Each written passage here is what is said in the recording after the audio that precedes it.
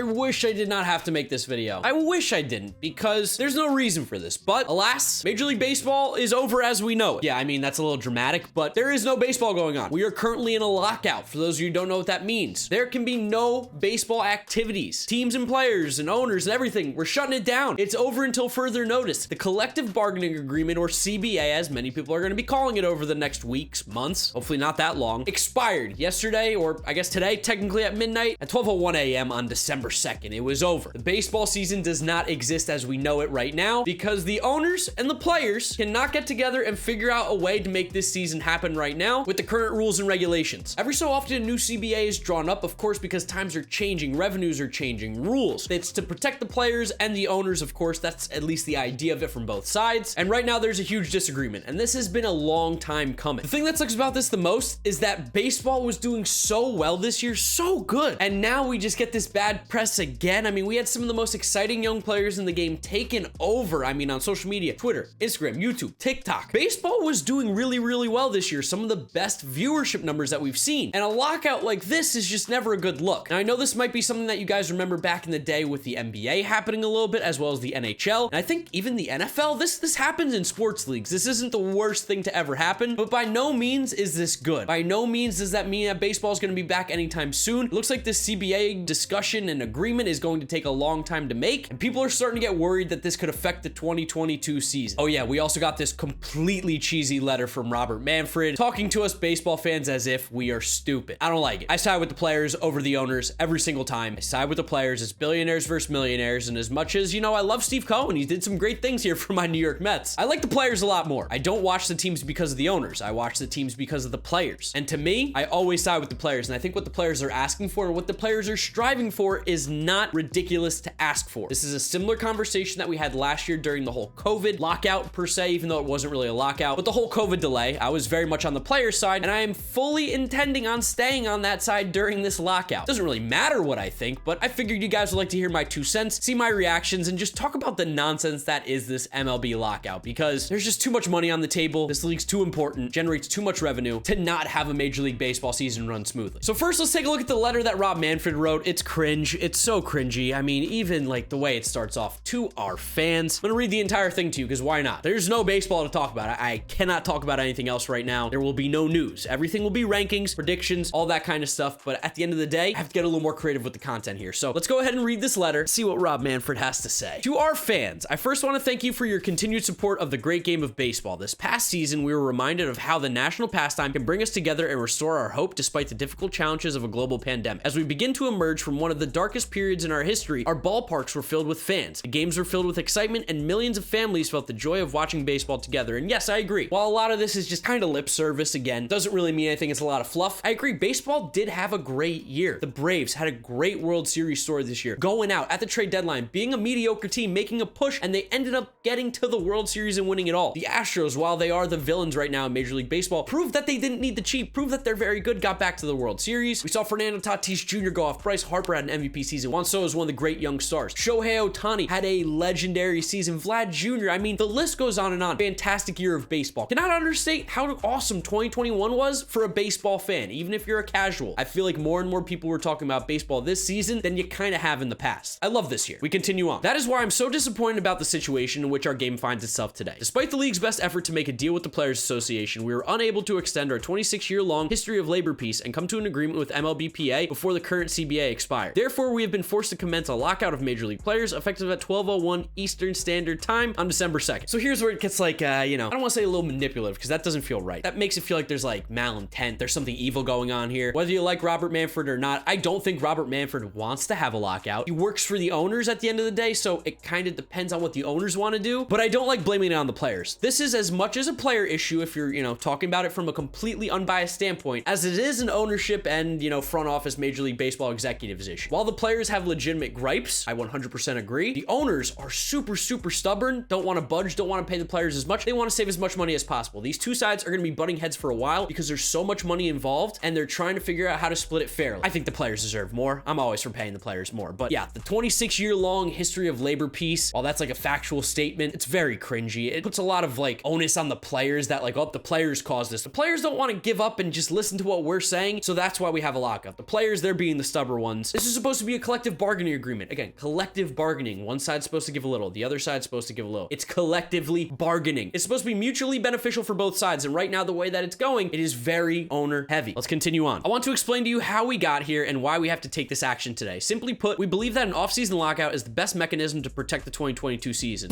That stinks. That stinks. That's just the lamest sentence I've ever read. We believe that the best way to protect baseball is to not have any baseball activities go on. Despite the insanity that was this past week that got so much press and so much news, I did a Twitter space. I was the #1 Twitter space on the entirety of the Twitter platform because Max Scherzer was going to sign with the Mets. I am not even a big Twitter personality in baseball necessarily. There are so many people with bigger followings, and I was able to have the #1 space on all of Twitter talking about baseball. No, the best way to have baseball grow and the best way to protect the 2022 baseball season is to ensure that baseball continues into 2022 and that the growth of the sport continues to rise. I do not believe for 1 second that the best way to protect baseball is to have a lockout. I mean, come on, Rob. Come on, man. I'm trying. I'm really not trying to make this like a shit all over Rob Manfred video. That's not what I want to do. Gets that enough. But my goodness, that sentence sucks. Jeez. Who wrote this? I mean, like, do you think we're stupid? Do you really think we're stupid? Ugh, continue. We hope that the lockout will jumpstart the negotiations and get us to an agreement that will allow the season to start on time. That's good. I want to jumpstart the negotiations. I want this to be positive. I want the season to start on time. In fact, I don't want there to be any days off. I don't think anyone does. Come together. Figure it out. This defensive lockout was necessary because the Players Association's vision for Major League Baseball would threaten the ability of most teams to be competitive. Yeah, I just don't believe this. I don't believe this for one bit, and here's why. This has to probably deal with the luxury tax. As many of you guys know, the luxury tax, if you go over it, like, this is a big way that a lot of the teams with the lower payrolls are able to, you know, work profitably or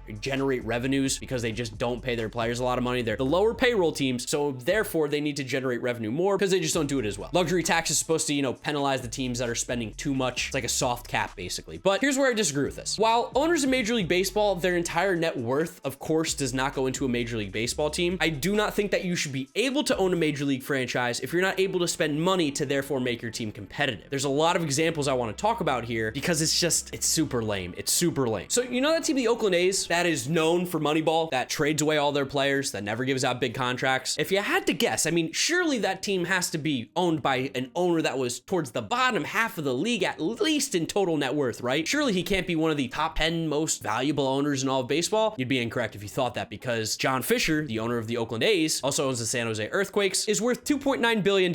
So yeah, the A's can spend money. They choose not to. They choose to operate at a deficit. They choose to operate like one of the cheaper teams in Major League Baseball. While he's the 44th richest owner in American sports, or in, you know, Major League sports business, he is the 9th richest owner in Major League Baseball. Now, of course, there are some owners that aren't worth that much. You have the Rays, $800 million. You have the Reds, $400 million. Still a lot of money. Marlins, $500 million. Padres, $500 million. But even then, the Padres spend money. The idea is that these MLB teams, while some of them, there is a huge, you know, wealth disparity. You have Steve Cohen, who's worth $13 billion. You have Bob Castellani, who's apparently worth $400 million. By the way, still a lot of money. The idea that teams aren't able to be competitive because of the spending that the players are suggesting that they do is just unreasonable. It's just ridiculous. It's poppycock. The Rays have shown that you don't need to be able to spend money in order to win, but that doesn't mean that you should be avoiding money and not be trying to become a competitive team, because there are some teams out there who just don't spend any money, don't try to be competitive, and don't really have any success. Kind of like the Pittsburgh Pirates. You see the Cincinnati Reds sell off every year. I mean, like, they've been competitive, if you really want to call that, but they're trying to get rid of some of their best players right now. The Marlins forever, same thing like Oakland, just selling off guys. The Rockies are just one of the worst run organizations. The Brewers, while they don't spend a lot of money, they did sign Christian Yelich to a big deal, and they do run their organization smart so that they get the most out of their value. But I mean, you look at a guy like John Fisher's worth $2.9 billion, and he spends so little. That's ridiculous. Even the Royals owner's worth $1.25 billion. The Twins owner's worth $3.8 billion. They don't spend any money. And then the Paul Dolan and family, $4.6 billion, and they couldn't re-sign Francisco Lindor and might trade Jose Ramirez. There is a clear issue with how owners are using their money. I'm not in the business of telling people how to use it, but if you're going to be an owner of a Major League Baseball team, your goal should be to be as competitive as possible every single year. You know, given the rebuilds every once in a while, but a team like the Pirates shouldn't be rebuilding for like 20 years. A team like the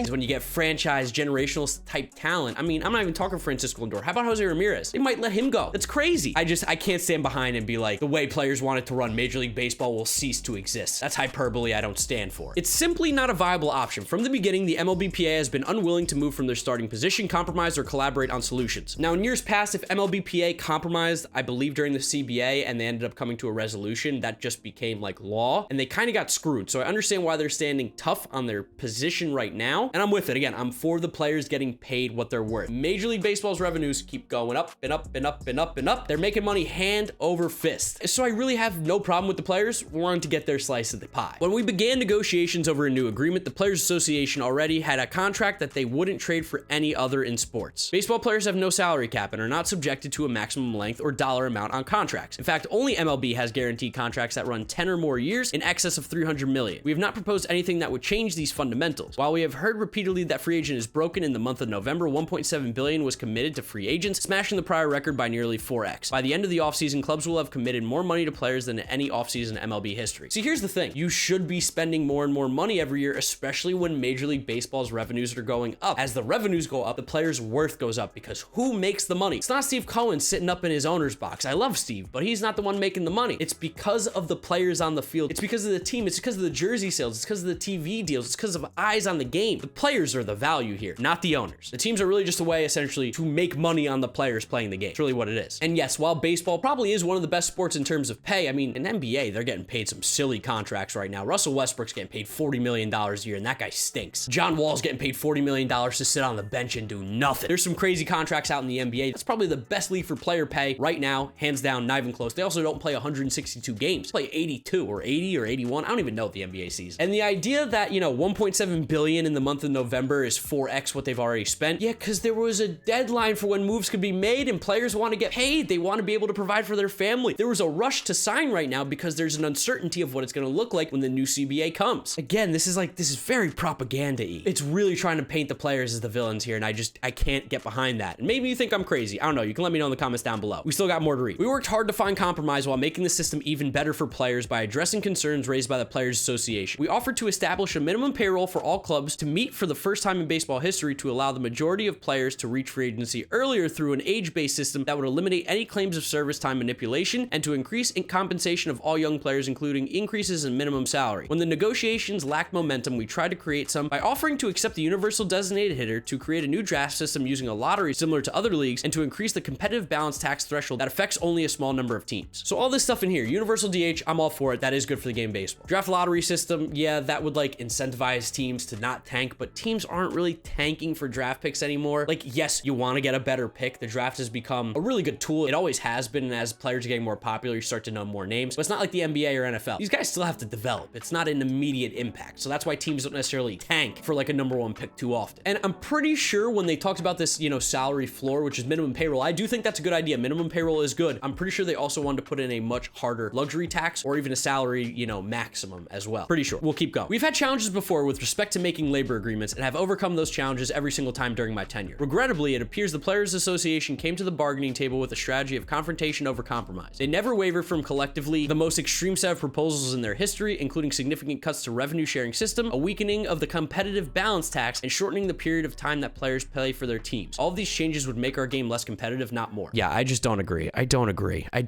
So let's start off by talking about the significant cuts to revenue sharing. The players want more. The players know their value. They know that without them, you make no money. Of course, without the league, the players also make no money. So this is where it becomes complicated. But at the same time, like I said earlier, the players are what everybody goes to watch. The team is just a vehicle in order to monetize the players. That's really what it is. It's not like your teams are regionally based. It's not like if you play for the New York Mets, you're from the city of New York. That would give you some, you know, city pride. You go and you get guys from all over the country, all over the world. To me, I watch the players. I don't think that's a crazy statement to say. Maybe you differ from me and you can let me know in the comments down below. But seriously, teams are just a way essentially to monetize the players and get it a little bit more organized. But at the end of the day, with the amount of money flying around, the players deserve more, at least in my mind. So I don't have a problem with them wanting more of the revenue. A weakening of competitive balance tax, I agree, because that, what is the word? Decentivizes? Unincentivizes? What's the opposite of incentivize? This discourages spending, because if you spend too much, you get penalized. If you try and go get the best players on your team who deserve the most amount of money, you get penalized. And honestly, in a sport that's not capped, you shouldn't be. If you want to spend $1 billion on your team and you want to lose games, because again, in baseball, it's not guaranteed that because you spent the most amount of money that you're going to win the World Series every year. I mean, look at the Dodgers this past year. Didn't win the World Series. Look at the Mets. Look at the Yankees. Look at the Red Sox. Look at the Cubs. These teams have won World Series, but they don't win every single year. There's a lot of parity in Major League Baseball. Shouldn't be penalized for spending money. I disagree with that. That's like anti-capitalist. And shortening the period of time that players play for their teams. This one,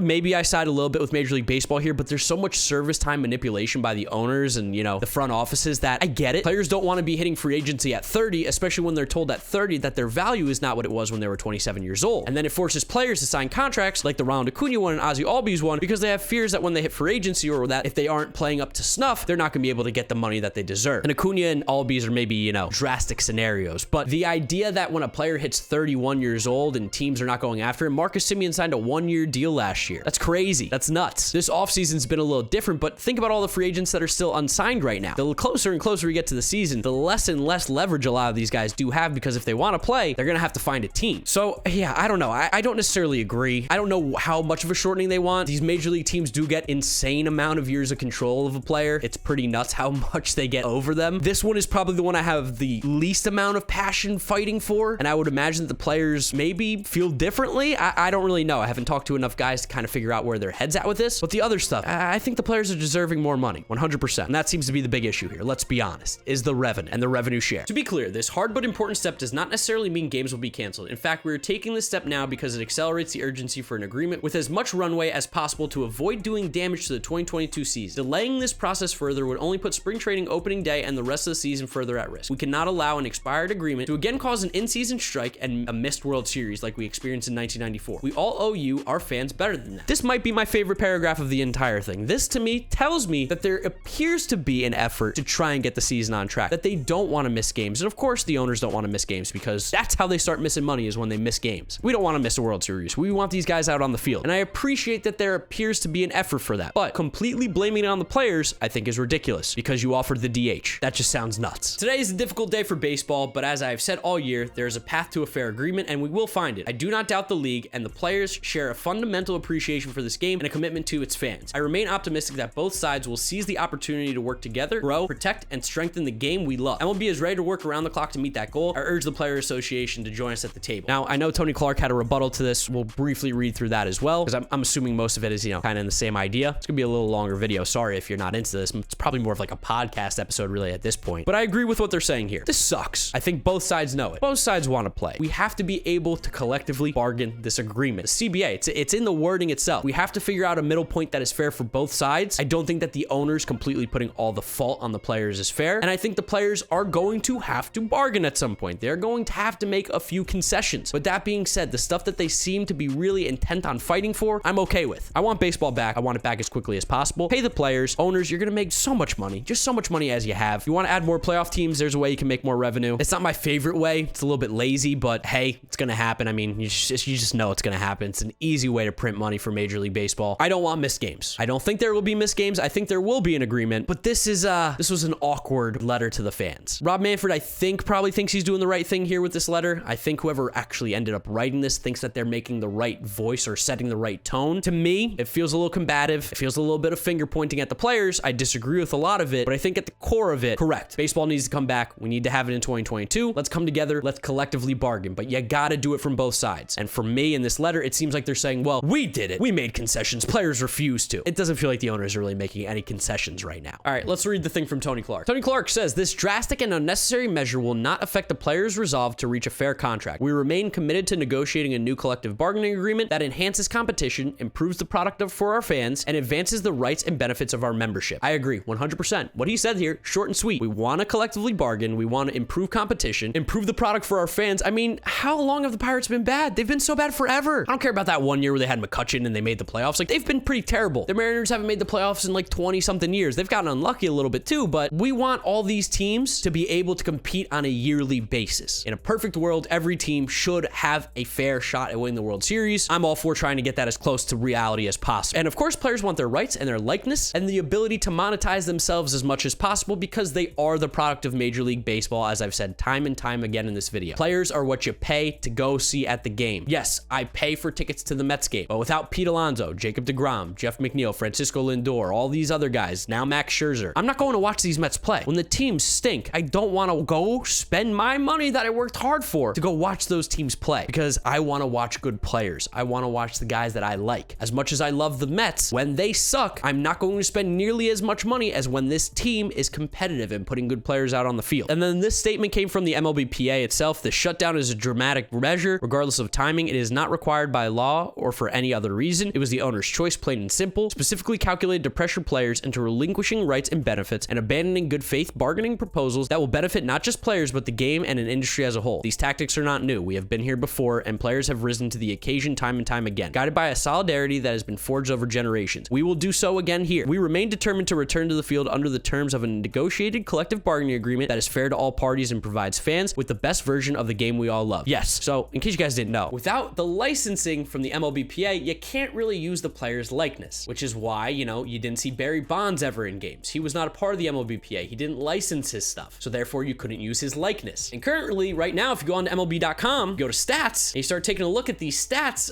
you'll notice if you click on players' pictures, well, there is no picture. And that's because it's a player's likeness. They can use the name and information all they want, but the player's image no longer exists on these websites. We're getting into a really, really weird territory here, because in the modern day, we really haven't had something like this, and it's probably gonna get uglier sooner than it gets better. So really, at the end of the day, I want baseball back. For now, it's over. For now, there is gonna be nothing new to talk about unless there are news in terms of labor negotiations and agreements coming forward. For me, in terms of content, I'm gonna still be going. It's December, we're uploading every day. The 12 days of rankings are still coming. I'll be doing predictions. I'll be doing projections. I'm gonna be doing a lot of creative stuff over this next few months that baseball is no longer really existing in terms of like reality, because there won't be any news to report on. But this is a great time to experiment, try new things out, do more quizzes, do more fun videos, and really see what we can do here to continue the growth of baseball, despite the efforts of the league itself sometimes. So I'd love to know what you guys are thinking about this whole CBA nonsense lockout down in the comment section below. What side are you on? I'm not gonna get angry if you're on the side of the owners. It's not where I land, but part of this is understanding both sides. For this to work, we need to come together. We need to figure this out as a team, because if we keep butting heads, we're going nowhere and we're getting no baseball, and everybody loses in that scenario. So yeah, let me know what you're thinking down in the comment section below. Drop a like on the video if you enjoyed it, as well as subscribe to the channel so you don't miss out on any of the content coming at you all December long, all season long, until the end of time. Follow me on all my social media at GiraffeNeckMarc, links in the description. That's where I'm wrapping up today's video, guys. You know the drill from here on out. YouTube recommends you watch this video. This is my most recent upload. Click through those if you have not yet seen them. Thank you all for watching, and I'll see you tomorrow for another video.